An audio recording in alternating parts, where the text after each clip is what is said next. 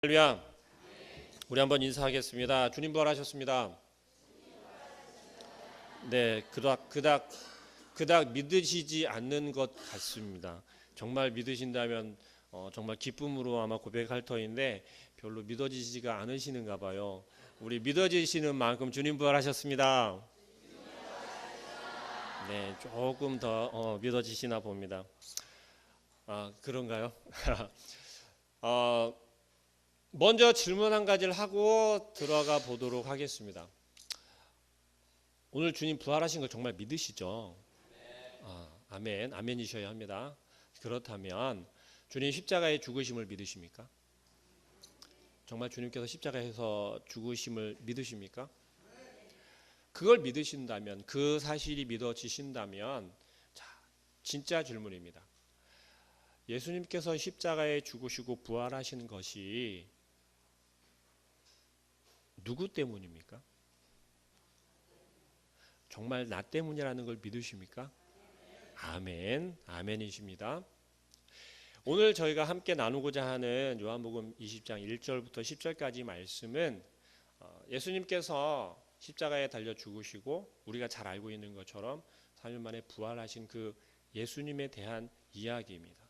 그런데 우리가 함께 읽은 본문 말씀에서는 독특한 배경이 깔려 있습니다. 그것이 무엇이냐면 이들은 지금 예수님께서 부활하신 것을 믿지 못하고 있는 것 같아요. 아니, 믿지 못하는 것보다 알지 못하는 것 같습니다. 이들이 누구죠? 오늘 본문에 나온 등장인물은요, 예수님께서 사랑하시던 제자라고 표현이 되어 있고요. 우리가 두말하면 잔소리다라고 이야기를 할 정도의 예수님의 12제자 중에 으뜸으로 쳤던 시몬 베드로가 나오고 있습니다. 그리고 예수님의 그 무덤에 달려가서 가장 먼저 달려가서 예수님의 무덤에 어떤 변화가 생겼는지 확인을 하고자 했던 그 막달라 마리아. 이들이 바라보고 경험한 것은 무엇이었냐면요, 텅 비어있는 무덤이었어요. 자, 그 무덤을 발견하기 이전에 이들이 먼저 경험한 것은 무엇이었을까요?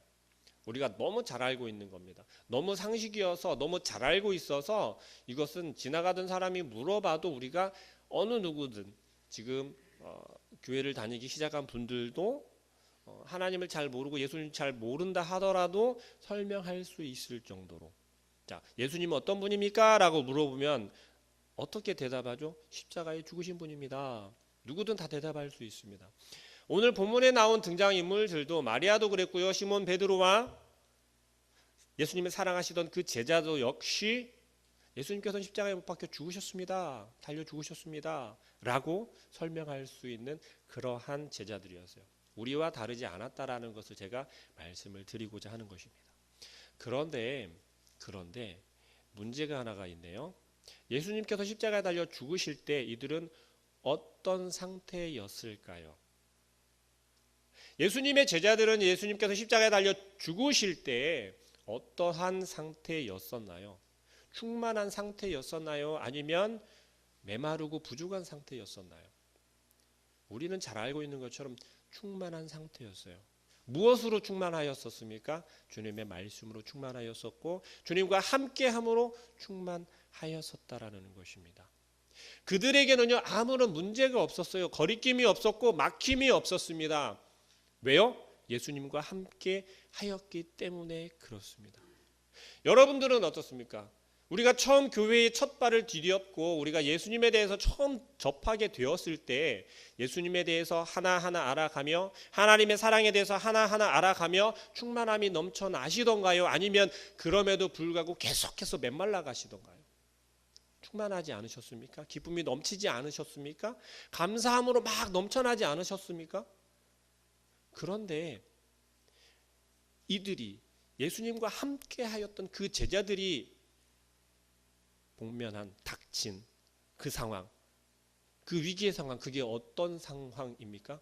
바로 예수님께서 십자가에 못 박혀 죽으시는 그 상황이 되었어요. 예수님과 함께하는 그 시간 동안에 3년이라는 시간 동안에 예수님께서 그렇게 입이 마르도록 귀에 딱지가 않을 정도로 계속해서 반복해서 이야기를 했고 하나님 나라에 대해서 가르쳤고 예수님께서 어떤 목적과 어떤 이유로 이 땅에 오셔서 지금 자기 자신들과 함께 하는지를 가르쳐 주셨단 말이에요.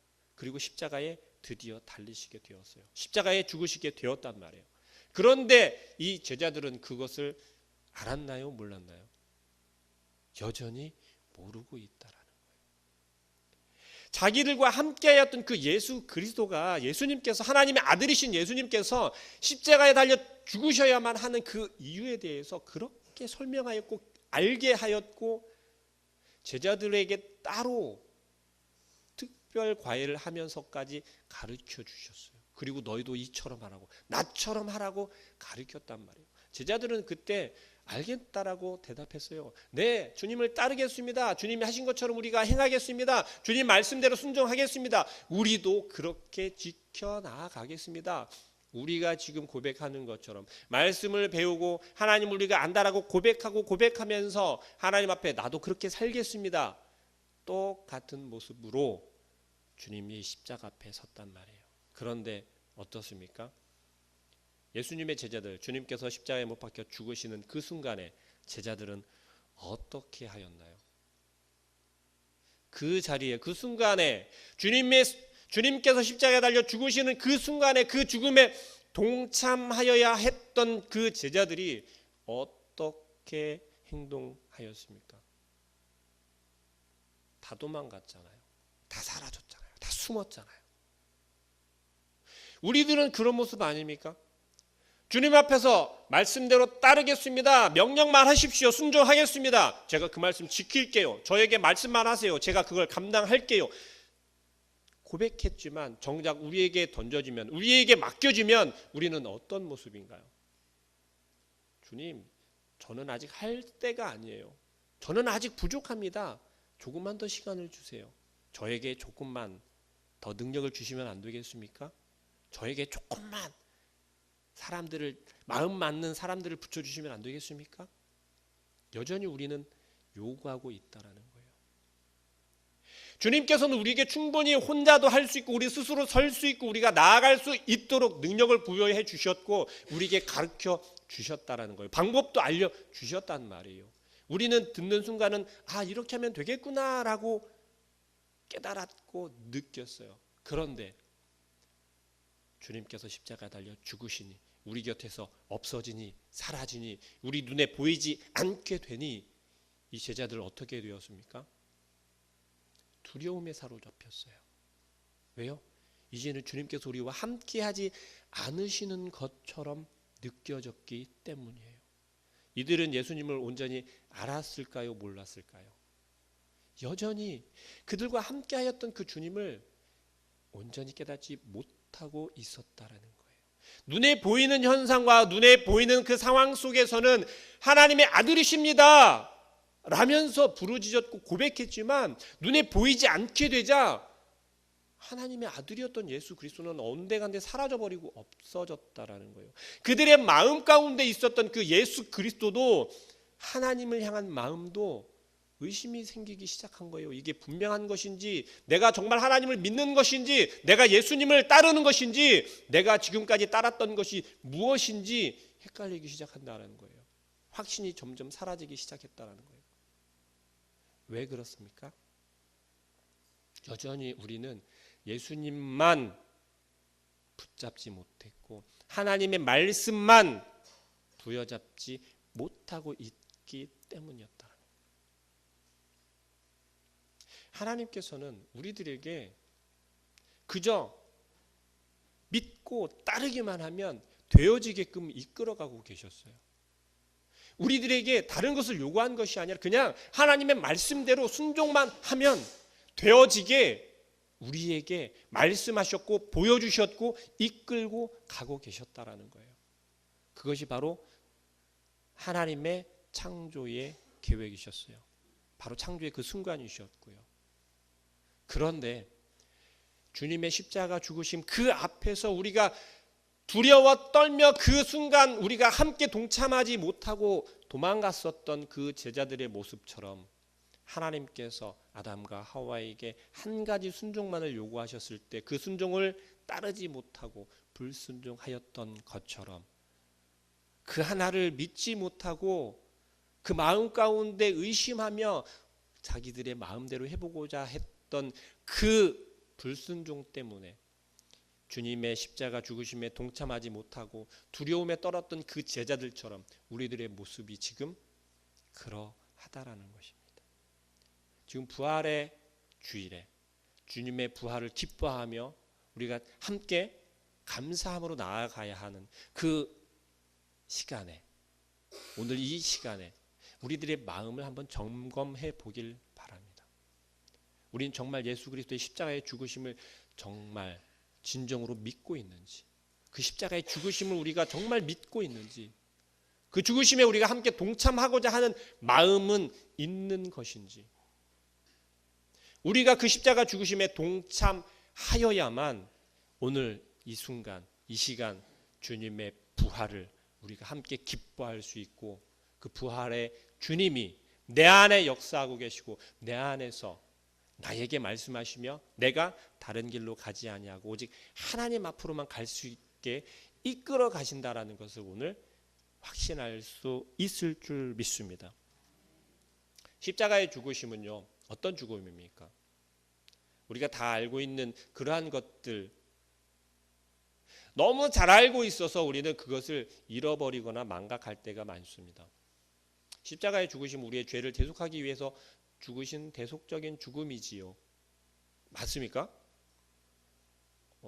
안 믿으시는가 본데요. 믿으십니까? 믿으시면 아멘 하셔야 돼요. 그 죽으심을 우리가 믿지 아니하다면 의심하고 다시 물어보시고 해야겠죠. 그러나 의심의 여지가 없습니다. 자, 그렇다면 왜 주님께서는 우리의 죄를 대속하여서 죽으실 수밖에 없었냐라는 거예요.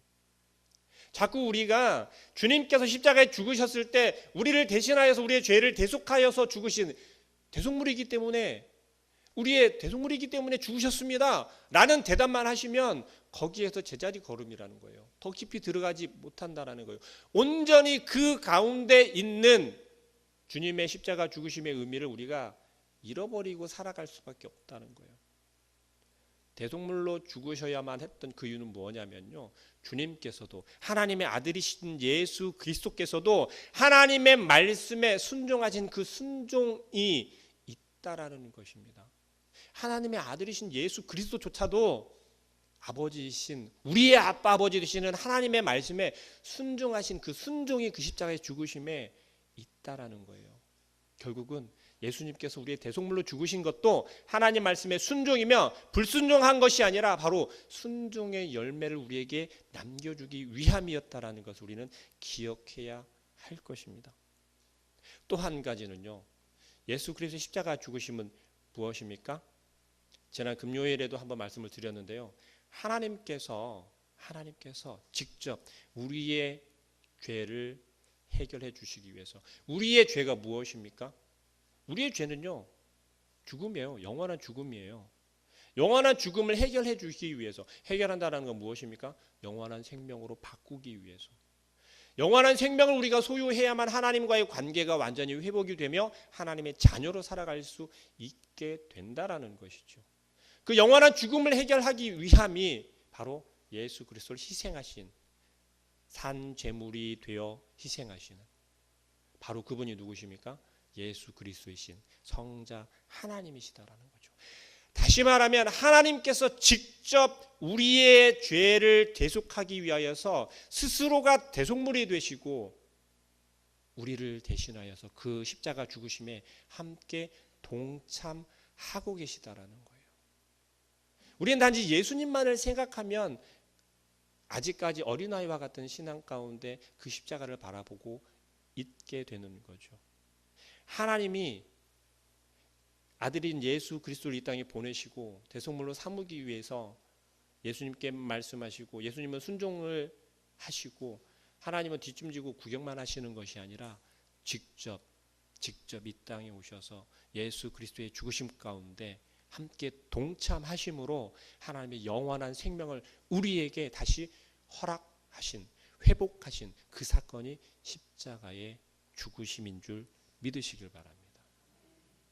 오늘 우리는 그 십자가의 죽으심과 그 십자가의 부활을 기념하고 기억하고 기뻐하기를 바랍니다. 그렇게 죽으신 주님께서 부활하셨죠. 오늘 본문에서처럼 사라져 버렸습니다. 분명히 십자가에 죽으신 주님을 장사 지냈는데 사라졌어요. 많은 설들이 있었죠. 훔쳐갔다, 아니면 죽지 않은 것이다, 환상이다 등등 여러 가지 설이 있습니다. 그러나 오늘 본문에서 이야기를 하는 것처럼 목격한 사람들이 너무나 많은 거예요. 성경을 읽다 보면 원어에서 의미하고 있는 바들이 좀 굉장히 다양합니다. 그 중에 우리가 좀 꼽고 기억하고 가야 할 게 뭐냐면, 잘 알고 있는 것처럼 유대인들의 무덤, 장사의 어떤 그런 모습은 우리처럼 관을 해서 매장하는 게 아니라 돌무덤이라든지 아니면 그런 곳에 매장하는 것이 그들의 매장 문화였습니다. 돌이 얼마나 큰지는 사람 장정 한 5-6명이 굴려야만 그 돌무덤의 문을 옮길 수 있는 그런 무게래요. 그리고 평평한 것이 아니라 돌무덤이 덕 하고 막히게 되면 이렇게 둥그런 이렇게 홈이 파여져 있어서 이렇게 쉽게 움직일 수 없는 그러한 형태를 가지고 있답니다. 예수님께서 장사 지내신 그 무덤도, 그 돌무덤도 그러한 형태를 띠고 있었대요. 여인들이 먼저 달려갔죠. 막달라 마리아와 여인들이 찾아가서 예수님의 무덤에 사실은 문안하려고 갔겠죠. 잘 있는지. 그런데 그 돌무덤이 문이 열려져 있다고 합니다.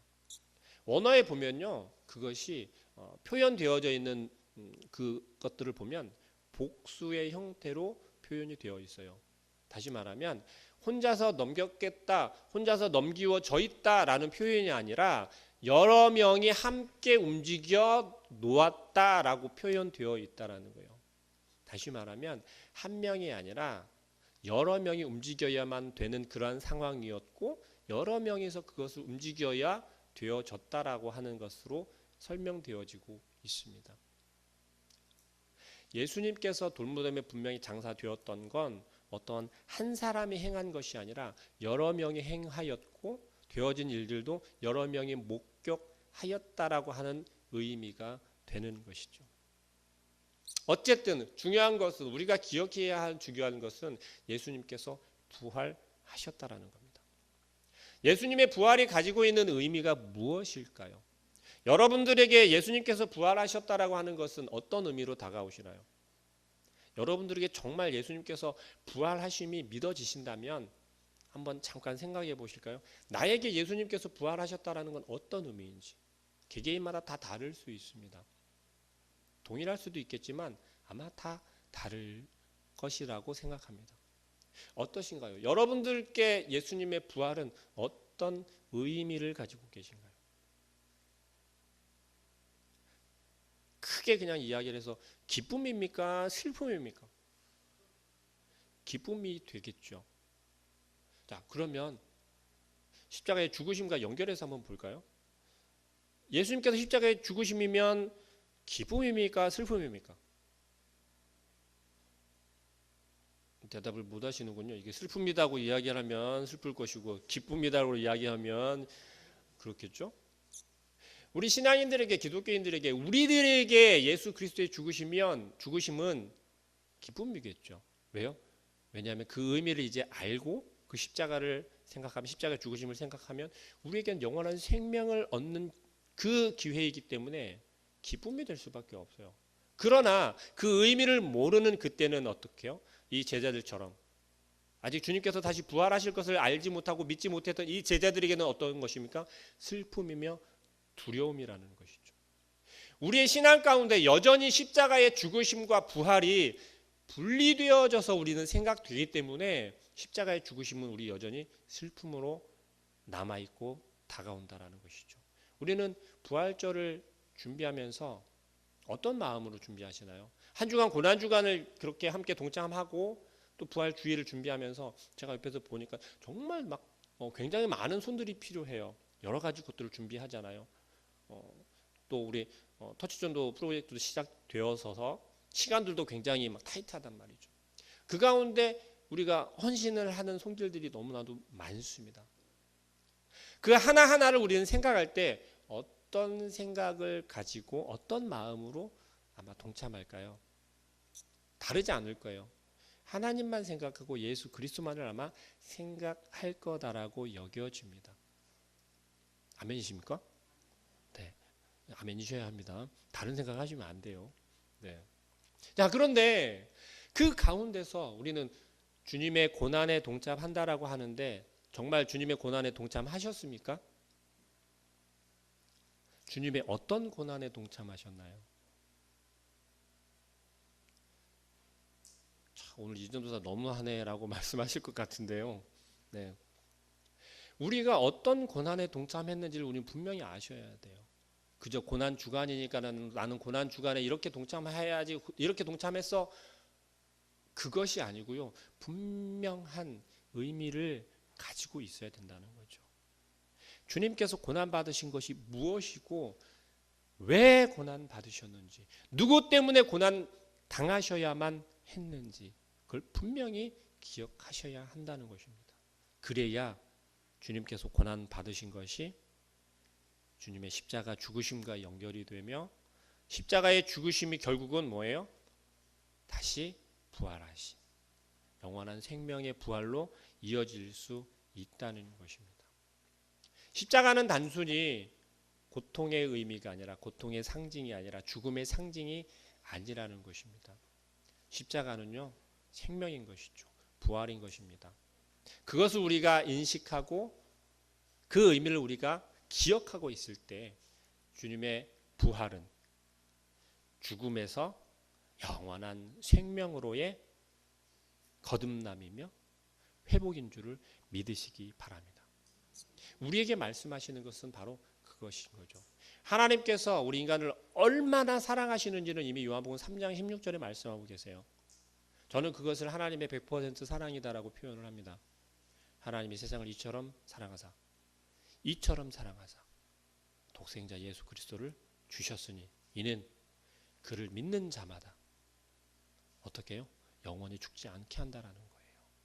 그를 믿는 자마다. 그 예수 그리스도의 무엇을 믿어야 합니까? 이 땅에 오셔서 고난받으신 것, 십자가에 죽으신 것, 부활하신 것. 그 모든 것이, 모든 되어진 것들이 단 한 사람, 바로 나를 위해서라는 거죠. 나를 위한 하나님의 그 큰 사랑이, 그 놀라운 사랑이 바로 예수 그리스도의 고난받으시고 죽으시고 부활하신 그 역사 가운데, 그 계획 가운데 있다라는 것. 그러면 우리는 오늘 주님의 부활을 기념하는 오늘 이 날에, 이 시간에 어떠한 마음으로 예배하여야겠습니까? 어떠한 마음으로 하나님을 바라보아야겠습니까? 십자가는 슬픔과 고통만을 나타내는 것이 아니라 나를 향한 사랑을 나타내는 것이에요. 그러면 십자가의 그 고통이 어떤 고통입니까? 하나님이 얼만큼 나를 위해서 희생하시고 나를 사랑하시는지를 생각할 수 있게 될 줄로 믿습니다. 오늘 우리가 이미 오늘 벌써 지나가 버렸네요. 다 지나가 버렸네요. 그러나 우리는 부활의 소망을 가지고 살아가는 하나님의 귀한 자녀들 아닙니까? 우리가 터치 전도 프로젝트를 진행하는 것도 하나님께 우리가 받은 그 사랑을 나누기 위함이에요. 전도라고 하는 것은 하나님의 자녀들 다시 회복시키고 불러 모으는 거잖아요. 그 일을 감당할 때 우리가 받은 사랑, 하나님이 나를 사랑하는 그 사랑 가지고, 그 마음을 가지고 힘을 내어서 우리 함께 한 마음으로 나아가며 전할 수 있는, 하나님의 사랑을 전할 수 있는 예수 그리스도의 십자가와 부활이 영원한 생명, 하나님과의 회복을 말하고 있다는 것을 기억하며 전할 수 있는 우리 모든 성도님들 되길 소망합니다. 기도하겠습니다.